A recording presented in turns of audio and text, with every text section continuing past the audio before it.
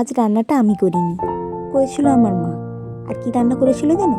উচ্ছে দিয়ে খসলা শাকের চচ্চড়ি, যেটা আমার খেতে খুব ভালো লাগে। বাড়িতে খসলা শাক নিয়ে আসা হলেই মাকে আগে বলবো, মা এটা চচ্চড়ি করো। যদি উচ্ছে না থাকে তবুও মাছের তেল বা মাছের মাথা থাকলে ওইটা দিয়ে বলবো চচ্চড়ি করার জন্য।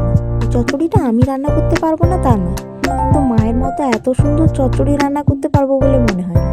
মা যেভাবে চচ্চড়িটাকে জব্দ করে, এত সুন্দর জব্দ আমি ভুলেও করতে পারতাম না। তাই আগে ভাগে শাক নিয়ে এসে আমি মাকে বললাম, মা এটা চচ্চড়ি করো। আজ বাড়িতে উচ্ছেও ছিল, তাই ভাবলাম, মা বললো উচ্ছে দিয়ে চচ্চড়ি করি। আমি বললাম কেন না, এটা আমার দারুণ লাগে খেতে। কিন্তু আমি অনেকের ক্ষেত্রেই দেখেছি যারা এই চচ্চড়ি খেতে পছন্দ করে না। যেমন আমার ঠাকুমা কোনো মতেই উচ্ছে দিয়ে চচ্চড়ি খেতে পছন্দ করতো না।